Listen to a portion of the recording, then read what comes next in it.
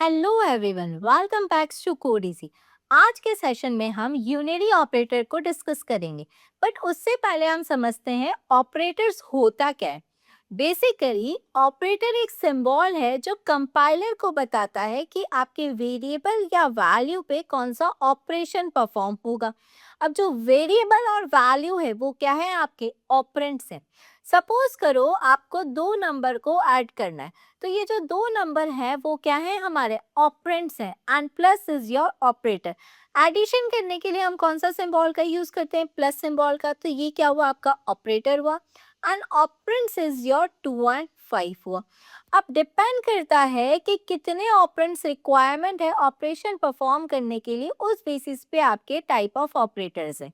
पहला टाइप है आपका unary operator, next one is your binary and last one is your ternary operator. देखते हैं यूनरी ऑपरेटर होता क्या है, जिसमें एक ऑपरेंड की रिक्वायरमेंट होती है ऑपरेशन परफॉर्म करने के लिए, उसको हम क्या बोलते हैं, unary operator. These are of 6 types. पहला टाइप है आपका increment decrement operator, another one is unary plus and minus operator, address of operator, logical not operator, the dereference operator and the size of operator। देखते हैं increment decrement operator होता क्या है। Increment and decrement operator में जो increment operator होता है उसमें आपकी वैल्यू इंक्रीज होगी बाय 1 एंड सिंबल यूज होता है इसमें प्लस प्लस का। ये आपका इंटीजर, फ्लोट, कैरेक्टर, पॉइंटर्स में यूज आता है। अब जो इंक्रीमेंट ऑपरेटर होता है वो आप दो वेज में कर सकते हो, एक होता है आपका pre increment and another one is your post increment, जिसको हम प्रीफिक्स एंड पोस्टफिक्स भी बोलते हैं। तो देखते हैं कैसे करते हैं इसको। प्रीफिक्स इंक्रीमेंट मतलब प्री इंक्रीमेंट, इसमें आपकी किसी वेरिएबल की वैल्यू इंक्रीज होगी। इंक्रीमेंट कैसे लिखते हैं हम, प्लस प्लस सिंबल से। अब इसको हमने किस में स्टोर कर दिया, एक वेरिएबल में स्टोर कर दिया जिसका नाम क्या है, हमारा रिजल्ट नाम है। अब इसका मतलब क्या हुआ कि पहले आप m की वैल्यू इंक्रीज कर रही हो बाई 1, किस में स्टोर कर रही हो, m में, और जो रिजल्ट आया m का उसको स्टोर कर रहे हो आप रिजल्ट में। तो ये तो क्या हो गया हमारा प्री इंक्रीमेंट की पहले वैल्यू इंक्रीज हुई, उसके बाद आपका रिजल्ट में स्टोर होगा। पोस्ट इंक्रीमेंट में क्या होता है कि पहले वैल्यू स्टोर होगी देन आपका इंक्रीमेंट होगा। पहले आपकी जो एम की वैल्यू है वो स्टोर हो जाएगी आपका रिजल्ट में, एंड देन एम की वैल्यू इंक्रीमेंट होके एम में स्टोर होगी। ये क्या है, pre increment and post increment. Same way में आपका डिक्रीमेंट ऑपरेटर काम करता है कि डिक्रीमेंट करेंगे हम वैल्यू को बाय 1, इसके लिए जो सिंबल यूज होता है वो माइनस माइनस का होगा। ये भी आप integer, float, character, pointer value पे आप ऑपरेशन परफॉर्म कर सकते हो। डिक्रीमेंट ऑपरेटर भी दो वेज में होता है आपका, एक pre decrement and another one is your post decrement. ये भी हमारे इंक्रीमेंट ऑपरेटर के जैसे ही काम करता है। जैसे अगर हम प्री डिक्रीमेंट की बात करते हैं तो इसमें अगर हम माइनस माइनस एम किसी वेरिएबल में स्टोर कर रहे हैं, आर ई एस में स्टोर कर रहे हैं, तो इसका मतलब क्या हुआ, पहले आप एम की वैल्यू डिक्रीमेंट करोगे, एम में स्टोर होगा, देन ये जो रिजल्टेंट है एम वो किस में स्टोर हो जाएगा, आपका रिजल्ट में, आर ई एस में स्टोर हो जाएगा। एंड पोस्ट डिक्रीमेंट भी आपका पोस्ट इंक्रीमेंट के जैसे काम करता है कि आपने वैल्यू डिक्रीमेंट करी, स्टोर किस में करा, स्कोप आर ई एस में स्टोर। इसका मतलब क्या हो, पहले एम की वैल्यू स्टोर हो रही है आर ई एस में, एंड देन फिर वैल्यू डिक्रीमेंट हो रही है एंड स्टोर हो रही है, अपडेट हो रही है एम में। एम की वैल्यू डिक्रीमेंट होके बाद में अपडेट होगी एम में, ये किस में होता है आपका पोस्ट में, एंड वैल्यू पहले डिक्रीमेंट होके स्टोर हो रही रिजल्ट में, ये किस में काम आता है आपका प्री इंक्रीमेंट में। जो भी आपके ऑपरेशन आप परफॉर्म करते हो, इंक्रीमेंट डिक्रीमेंट हो गया, प्लस हो गया, माइनस हो गया, इन सब में एडिशन सब्ट्रैक्शन में जो हायर प्रायोरिटी है वो किसका है, आपका इंक्रीमेंट डिक्रीमेंट ऑपरेटर की हायर प्रायोरिटी है। अब इंक्रीमेंट डिक्रीमेंट में भी हमारे पास पोस्टफिक्स एंड प्रीफिक्स है। तो पोस्टफिक्स की हायर प्रेसिडेंस है देन योर प्रीफिक्स, कि आपका पहले पोस्टफिक्स ऑपरेट होगा, एक्सप्रेशन परफॉर्म होगा, उसके बाद आप प्रीफिक्स एक्सप्रेशन को एग्जीक्यूट करोगे। एग्जाम्पल से समझते हैं इसको, इंक्रीमेंट डिक्रीमेंट ऑपरेटर को। पहला एग्जाम्पल है int I equals to 0। I में वैल्यू क्या है, अभी आपके पास 0 है, X equals to I plus plus, क्या है ये, पोस्ट इंक्रीमेंट है। तो आई प्लस प्लस को आपने स्टोर करा एक्स में, मतलब पहले आई की वैल्यू क्या है, जीरो है, जीरो किस में स्टोर होगी, एक्स में। और फिर आई प्लस वन स्टोर हुआ एक्स में, मतलब एक्स की वैल्यू बाद में क्या है आपके पास, जीरो प्लस वन क्या हुआ आपका, वन हो। तो इनिशियली एक्स में क्या स्टोर हुआ था आपका, जीरो। तो x की वैल्यू क्या हो गई आपके पास, जीरो। फिर y equals to plus plus I, इसका मतलब क्या हुआ, प्लस प्लस आई। क्या देखा है हमने, पहले आई में आप इंक्रीमेंट करो वैल्यू, किस में स्टोर करोगे, आई में, एंड देन आई की वैल्यू आप वाई में स्टोर करो। अभी आई में इंक्रीमेंट होके क्या हो गया हमारे पास, वन हो गया है ना। तो वन प्लस वन क्या हुआ, टू हुआ। अब ये जो टू है ये किस में स्टोर कर दो आप, वाई में। तो वाई की वैल्यू आपके पास क्या हो गई, टू हो गई। क्या प्रिंट हो जाएगा, एक्स की वैल्यू जीरो एंड वाई की वैल्यू क्या है, टू प्रिंट हो गई। नेक्स्ट एग्जाम्पल देखते हैं हम कि x की वैल्यू 4 है, y और z एक इंटीजर टाइप के हैं, y equals to minus minus X. Minus minus X का मतलब क्या हुआ, x में माइनस करेंगे 1 को, किस में स्टोर करेंगे, x में, एंड देन ये x स्टोर हो जाएगा आपका y में। x की वैल्यू क्या है, 4। 4 को मैं 4 में एक डिक्रीमेंट करोगे तो क्या आया, 3 आया। 3 किस में स्टोर हो गया आपका, y में। तो y इक्वल्स टू क्या आ गया आपका, 3 आ गया। अब z equals to x minus minus, इसका मतलब क्या हुआ, पहले x की वैल्यू स्टोर कर दो आप z में। x की वैल्यू स्टोर करी z में, x की वैल्यू क्या थी हमारे पास, 3 थी। तो z में क्या स्टोर हो जाएगा हमारा, 3 स्टोर हो जाएगा।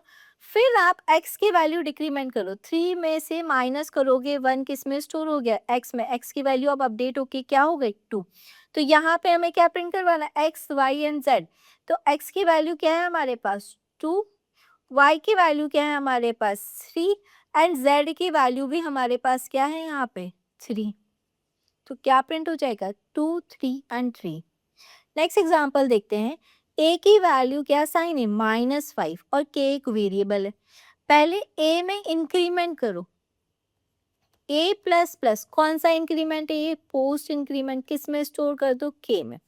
तो k में a की वैल्यू क्या है हमारा, -5 ही है, तो क्या स्टोर हो जाएगा, -5 ही स्टोर हो जाएगा, क्योंकि बाद में इंक्रीमेंट हो रहा है।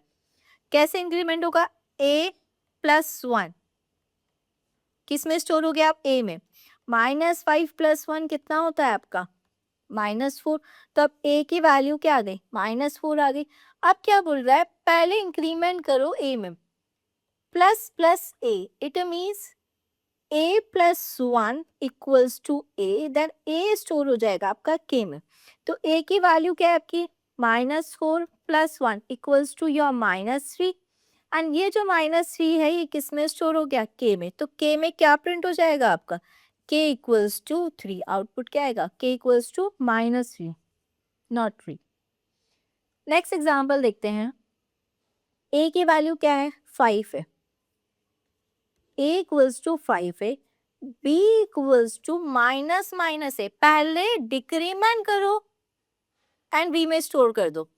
तो डिक्रीमेंट कैसे होगा, b equals to minus minus A, मतलब एक वैल्यू डिक्रीज कर दो 5 से, क्या हो गया, 4 हो गया। एंड देन फिर बाद में a की वैल्यू डिक्रीज करके कहाँ पे स्टोर करो, a में। a में क्या था आपका, 5, 5 minus 1, it is your 4। Next example हम देखते हैं, a की वैल्यू क्या है हमारे पास, 5 है, b equals to minus minus A, इसका मतलब क्या हुआ कि आप a -1 कर रहे हो और किस में स्टोर कर रहे हो आप, पहले a में स्टोर कर रहे हो, फिर जो रिजल्ट आ रहा है a, इसको किस में स्टोर कर रहे हो, b में स्टोर कर रहे हो। तो a -1, 5 -1 क्या हुआ, 4 किस में स्टोर हुआ, a में, एंड b में भी क्या स्टोर हो गया, a की वैल्यू दैट इज योर 4। तो दोनों में क्या प्रिंट होगा आपका, 4 एंड 4। नेक्स्ट एग्जाम्पल क्या है, पहले हमने क्या देखा कि प्री इंक्रीमेंट हुआ, तो हमारी a एंड b की वैल्यू क्या है, 4 एंड 4। अब क्या हो रहा है हमारा, पोस्ट डिक्रीमेंट हो रहा है। तो a की वैल्यू क्या है हमारे पास 5 है, b की वैल्यू क्या है a माइनस माइनस, इसका मतलब क्या हुआ, पहले b में आप a को स्टोर कर दो, फिर a माइनस 1 करके आप स्टोर करो a में। तो अब यहाँ पे b a में की वैल्यू क्या है 5, तो b में क्या स्टोर हो जाएगा आपके पास 5 स्टोर हो जाएगा। a minus 1, 5 minus 1 is your 4, किस में स्टोर हो गया a में। तो b equals to 5 and a equals to your 4। Clear हुआ ये। नेक्स्ट देखते हैं हम unary plus and minus operator C में। जो हमारा प्लस और माइनस ऑपरेटर होता है वो बेसिकली हम क्या समझते हैं कि एडिशन और सब्ट्रैक्शन के लिए काम आ रहा है। लेकिन एडिशन और सब्ट्रैक्शन करने के लिए हमें दो ऑपरेंड्स की नीड होती है, लेकिन यहाँ पे कितने ऑपरेंड्स हैं हमारे पास, सिंगल ऑपरेंड्स हैं। तो सिंगल ऑपरेंड में प्लस और माइनस कैसे काम करता है आपका, कि जो आपका प्लस ऑपरेटर होता है वो इम्प्लिसिटली होता है आपका। जैसे अगर हम बात करते हैं इंट a इक्वल्स टू 5 लिखा हुआ है, या फिर हम लिख रहे हैं इंट a इक्वल्स टू +5, तो दोनों का मीनिंग क्या है, सेम है। कि आप क्या बताना चाह रहे हो, एक पॉजिटिव वैल्यू बताना चाह रहे हो कि 5 क्या आपका पॉजिटिव नंबर है। लेकिन अगर यही हम नेगेटिव की बात करें तो हमें कौन सा साइन लगाना पड़ेगा, माइनस साइन यूज करना पड़ेगा। प्लस साइन आपका इम्प्लिसिटली रहता है, लेकिन माइनस साइन को आपको एक्सप्लिसिटली यूज करना होता है। कि अगर आपने कोई साइन नहीं लगाया तो बाय डिफॉल्ट हम क्या समझते हैं कि वो पॉजिटिव वैल्यू है। तो यूनरी प्लस एंड माइनस किसको दिखाता है, पॉजिटिव और नेगेटिव वैल्यू को दिखाएगा। नेक्स्ट होता है आपका एड्रेस ऑफ ऑपरेटर।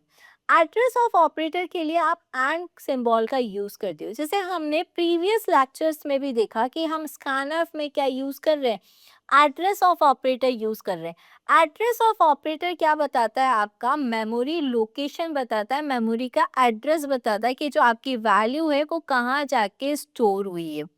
अब ज़रूरी नहीं है कि आपका जो हर बार जो वैल्यू आएगी वो सेम ही आएगी।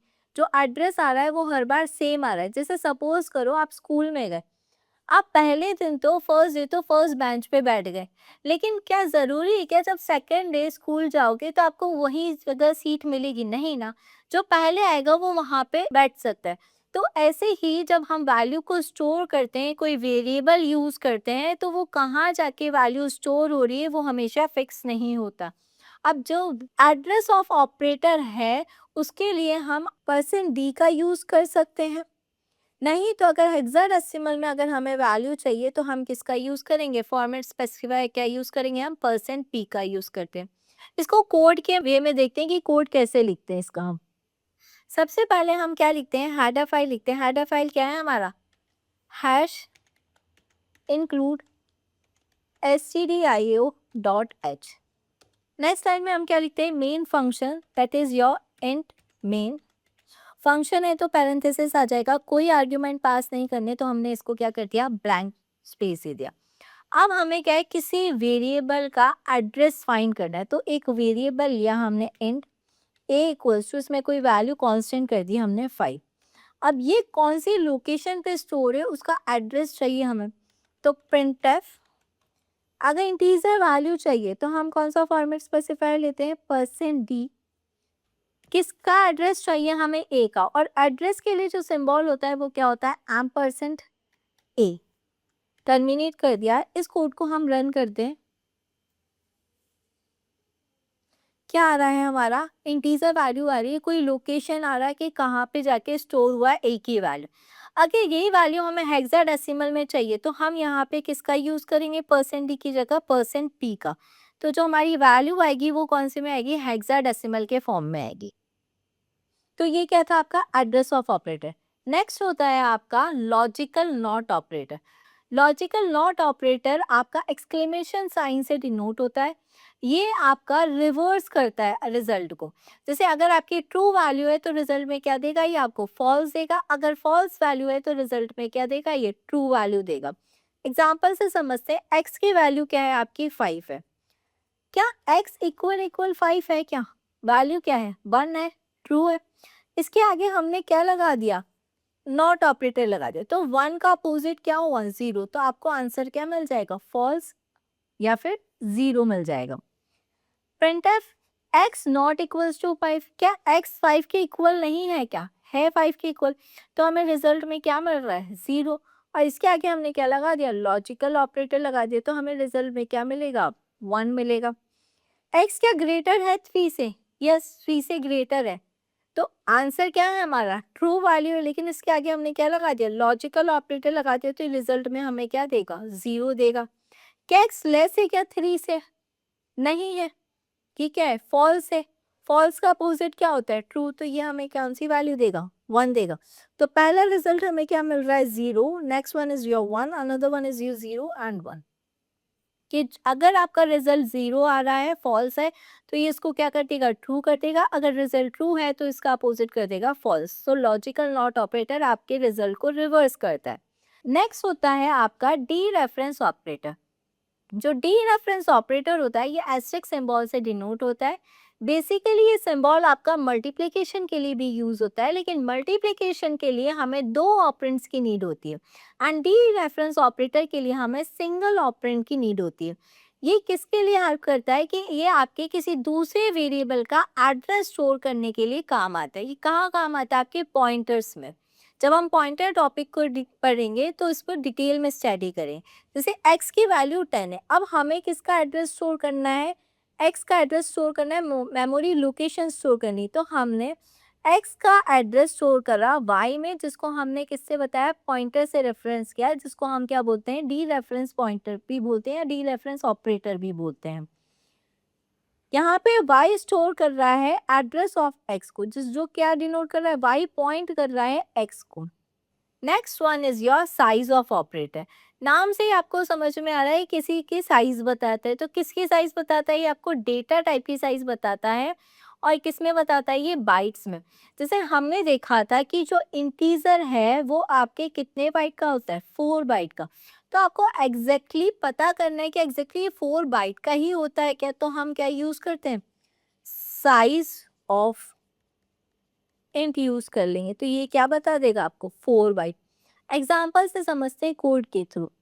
सबसे पहली लाइन हमारी क्या आती है हेडर फाइल, तो हम सबसे पहले क्या लिखेंगे header file include stdio.h। Second क्या होता है आपका मेन फंक्शन, तो हम क्या लिखेंगे यहाँ पे इंट मेन लिखेंगे। कोई आर्ग्यूमेंट पास नहीं करना है तो हमने ब्लैंक छोड़ दिए पैरेंथेसिस।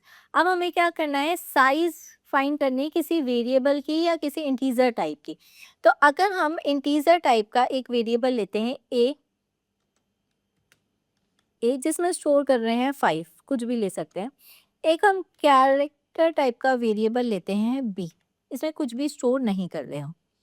हमें क्या प्रिंट करना है साइज प्रिंट करनी है, तो प्रिंटफ का यूज करेंगे हम। मैसेज देंगे size of int equals to integer type में चाहिए तो %d। न्यू लाइन के लिए हम क्या यूज करते हैं \n, फिर लिखेंगे हम